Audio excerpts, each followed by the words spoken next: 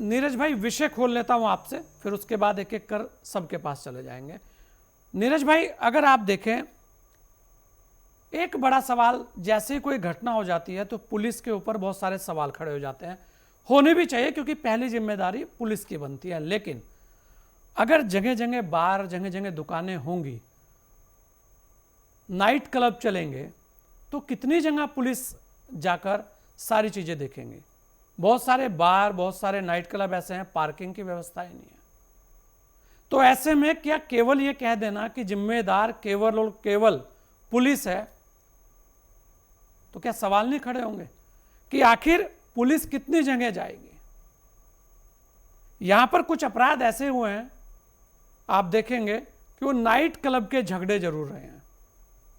देहरादून को एजुकेशन का हब कहा जाता है नीरज भाई, और अब से नहीं, द्रोणाचार्य जी के समय से। और ऐसे में जब वहां पर नाइट क्लब, बार बढ़ते हैं, तो फिर पुलिस के सामने दोहरी चुनौती हो जाती है, क्योंकि किसी को बार में जाने से तो रोक नहीं सकते, ना ही किसी को नाइट क्लब में जाने से रोक सकते हैं। और 2-2 बजे तक, 3-3 बजे तक, आखिर कब तक।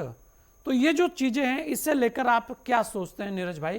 क्या वास्तव में केवल और केवल पुलिस दोषी है, या कहीं ना कहीं आबकारी विभाग भी इसका दोषी है? क्योंकि लगातार माननीय मुख्यमंत्री इस प्रयास को करते आ रहे हैं कि सूबे के अंदर पुलिस व्यवस्था दुरुस्त रहे, और कानून व्यवस्था को लेकर वो शुरू से ही कड़क रहे हैं। बहुत सारी जगह उन्होंने प्रयास किए हैं, लेकिन उन प्रयासों में कहीं ना कोई एक दाग लग ही जाता है। नीरज भाई। संजय भाई, आपने बहुत पहले तो सभी जितने मित्र हैं, हमारे पैनलिस्ट हैं, सबको नमस्कार, सारे साथियों को। आपने बड़ी अहम बातें कही हैं अपने ओपनिंग कमेंट में, और ये बहुत अहम चीजें हैं सारी की सारी। जो आपने सवाल करा कि पुलिस को हर कोई एकदम टारगेट कर देता है, और हम भी पुलिस की सकारात्मक आलोचना करते हैं, क्योंकि हमें दाएं बाएं कोई नजर नहीं आता। जब सुरक्षा की बात आती है, जब लॉ एंड ऑर्डर की बात आती है, तो हम सीधा पुलिस को टारगेट करते हैं। इस देहरादून को हमने बहुत करीब से देखा है। लगभग ये समझो कि 88, 1988 से हम एक्टिव होकर देहरादून को देख रहे हैं, पत्रकार के रूप में भी समझ लो, और एक आम नागरिक के रूप में भी। इस देहरादून में ही आज की डेट में 4 मेडिकल यूनिवर्सिटी हैं, एक एम्स है, प्राइवेट मेडिकल यूनिवर्सिटियां। इसी देहरादून में आज की डेट में तमाम प्राइवेट टेक्निकल इंस्टीट्यूट्स हैं और हायर एजुकेशन इंस्टीट्यूट्स हैं। इस देहरादून में आज की डेट में हजारों की संख्या में भारतवर्ष से, दूसरी स्टेटों से स्टूडेंट्स पढ़ने आते हैं, पढ़ने आते हैं यहाँ पर। जी। मतलब ये देहरादून उत्तराखंड में एक तरफ और बाकी 12 जिले एक तरफ। ये देहरादून आज की डेट में इतने प्रेशर में है, इतने दबाव में है, कि अगर आज की गणना के हिसाब से, आज की पॉपुलेशन के हिसाब से, आज के एवरेज के हिसाब से हम चलें, तो आप ये देखेंगे कि एक, अगर अभी तो ऑफिशियली डाटा मेरे पास आया नहीं, एक ऑफिशियली अगर डाटा आ जाए तो आप जमीन पैरों के नीचे से निकल जाएगी। पुलिस जो चल रही है आज की डेट में, वो 60 साल पुराने ढर्रे पे चल रही है। जो 60 साल पहले एक स्ट्रक्चर बना था पुलिस विभाग का, उस स्ट्रक्चर पे चल रही है, जिस समय सिर्फ 2 ही पुलिसें होती थी स्टेट में। एक तो जिसको हम टीपी कहते थे, ट्रैफिक पुलिस, और एक जिसको हम सीपी कहते थे, सिविल पुलिस। और पुलिस का स्ट्रक्चर जो था वो उस अनुपात में था आज से 60 साल पहले। 60 साल में दुनिया बदल गई। 9 नवंबर 2000 को ये राज्य बना। पिछले 26 सालों में इस राज्य में इतना बड़ा परिवर्तन आ गया, देहरादून में इतना बड़ा परिवर्तन आ गया, और पुलिस की 2 विंग के अलावा अब बहुत सारी विंग बन गई। साइबर क्राइम, एसटीएफ, और तमाम तरह की जितनी विंग्स बन गई हैं। मैन पावर, जो लोग रिटायर होते जा रहे हैं वो पद भरते नहीं जा रहे हैं, और जितनी विंग्स बनती जा रही हैं उसी में से सीपी और टीपी में से डिवाइड होकर पुलिस जाते जा रहे हैं। अनुपात यह है कि हमारा पड़ोसी राज्य हिमाचल, हिमाचल से तुलना करें तो एक चौकी, एक थाना जो क्षेत्र का होता है, उसकी पॉपुलेशन के हिसाब से वहां मैन पावर होनी चाहिए, वहां पर पुलिस के पास सुख सुविधाएं होनी चाहिए, पुलिस के पास व्यवस्थाएं होनी चाहिए। और उत्तराखंड पुलिस का ये जो ढांचा बदलने का प्रस्ताव है, जो मेरी जानकारी में है, पिछले 25-26 सालों में पुलिस महकमे से सचिवालय से, सचिवालय से पुलिस महकमे में इधर उधर ही धक्के खा रहा है वो। तो चीजें, अगर बेसिक एक आदमी कोई काम करने वाला है तो उसको सुविधाएं भी चाहिए। जो मेरी जानकारी मिली है कि इसी वजह, एक बहुत बड़ा एक कारण ये भी रहा है कि पिछले साल 2025 में युवा एज में कम से कम 50 से 60 के बीच में पुलिसकर्मी जो हैं, बीच की एज के, स्ट्रेस की वजह से, मतलब जो नेचुरल कारण है, प्रकृति के कारण है, उनकी वजह से उनकी मृत्यु भी हुई है। तो एक हमें एक ये बड़ा कारण देखना पड़ेगा कि बहुत बेसिक जो चीजें हैं, जो बदलाव की चीजें हैं, हम पुलिस को टारगेट करते हैं, लेकिन अगर अगर मैन पावर नहीं है, उनके पास सुख सुविधाएं नहीं है, आज के ढर्रे के हिसाब से पिछले 60 सालों में, 60 साल पहले कहाँ हम खड़े थे और आज हम कहाँ खड़े हैं, उस हिसाब से हमने चीजों को बदला नहीं है। हम आधुनिकीकरण की बात और पुलिस को आगे बढ़ाने की बात तो करते हैं, लेकिन खाली कागजों में करते हैं, जमीन पर वो सब चीजें हमारे को नजर ही नहीं आती। आप देहरादून, हरिद्वार और उधम सिंह नगर, 3 बड़े जिले हैं, अगर उन्हीं को ले लो आप, तो आपको पता चल जाएगा कि पुलिस के थाने चौकियों में मैन पावर की क्या स्थिति है, कहां वो खड़े हैं सारे के सारे। एक तो एक बेसिक कारण ये मानता हूं मैं। दूसरी बात यह है कि ये बिल्कुल कड़वा सच है कि जो वर्तमान में पुलिस का जो स्ट्रक्चर है, जो हमारी पुलिसिंग है, जो देहरादून की हम अगर बात कर लें, तो इसमें कोई दो राय नहीं कि ये जो हमारी जो यूथ जिनकी मैं बात कर रहा हूँ, जो कॉलेजों में पढ़ने वाले बच्चे हैं, चाहे मेडिकल यूनिवर्सिटी के हों, टेक्निकल यूनिवर्सिटी के हों, शराब की लत, ड्रग्स की लत ने इन बच्चों को इस तरीके से अपने आपे से, अपने नियंत्रण से बाहर कर दिया है कि कानून व्यवस्था में जो बड़ी खराबी आई है, उसकी वजह यह है कि इन पर किसी तरह का कोई नियंत्रण नहीं है, क्योंकि इनके बच्चे, माँ बाप, माता पिता बाहर रहते हैं।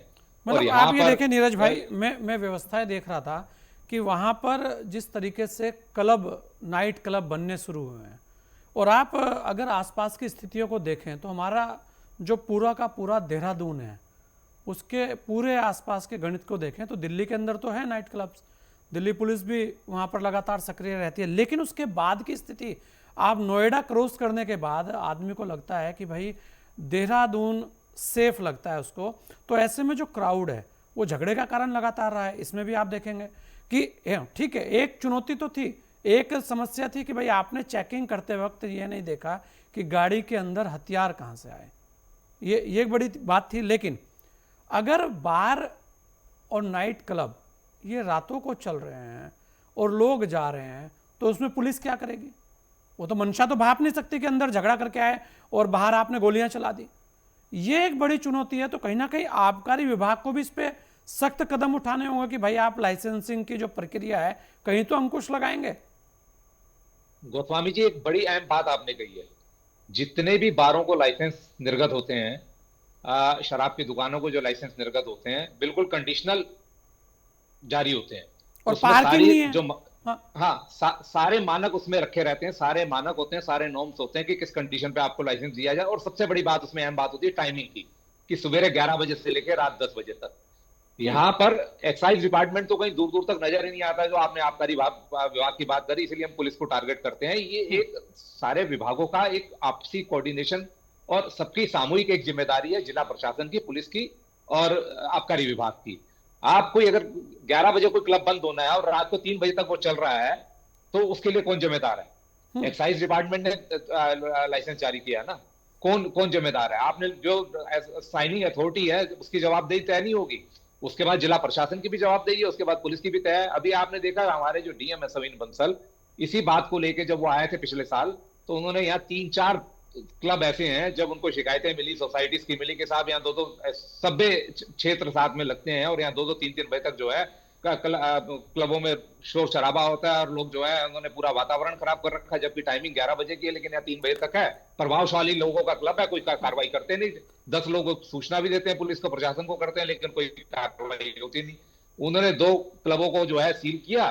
सील करने के बाद वो इतने प्रभावशाली लोग थे कि 4-5 दिन जो है क्लब बंद रहे। जाके कमिश्नर के यहाँ से, एक्साइज कमिश्नर के यहाँ से स्टे करवा के क्लब खुलवा के लिया आगे। तो एक कलेक्टर ने जो ताकत दिखाई, जो पावर दिखाई, उस पावर को एक्साइज कमिश्नर ने ठेंगा दिखा दिया। तो यहाँ सबसे बड़ी बात यह है कि एक जो इच्छा शक्ति की बात है, जो विल पावर की बात है, और दूसरी बात यह है कि हमें यह समझना पड़ेगा कि अगर हमारे ऑफिसर्स कुछ एक्शन लेना चाहते हैं या काम करना चाहते हैं, तो गलत चीजों में पॉलिटिकल प्रोटेक्शन जो है ना, कहीं ना कहीं मुझे लगता है कि वो आड़े हाथों आता है। ये एक बड़ा कड़वा सच है, जो पर्दे के पीछे की पिक्चर है वो सामने नहीं आती।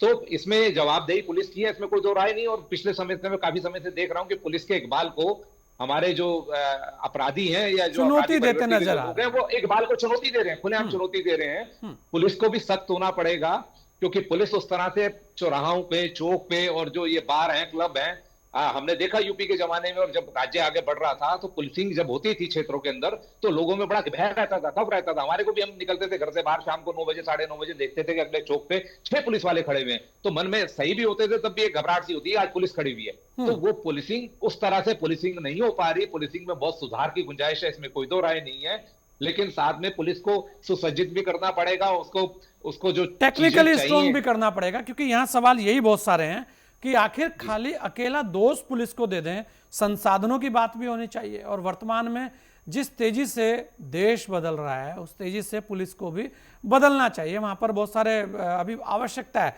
लेकिन यहाँ पर क्योंकि बहुत सारी घटनाएं लगातार एक के बाद होती जा रही है और बहुत सारी बार युवा उसकी जद में आ जाते हैं, और बहुत सारे लोग कह रहे थे कि जी इस बार जो घटनाएं अधिकतर हुई हैं वो कहीं ना कहीं या तो वो बार के अंदर से निकल के गया है या वो पार्टियां करता पाया गया है सड़कों के किनारे।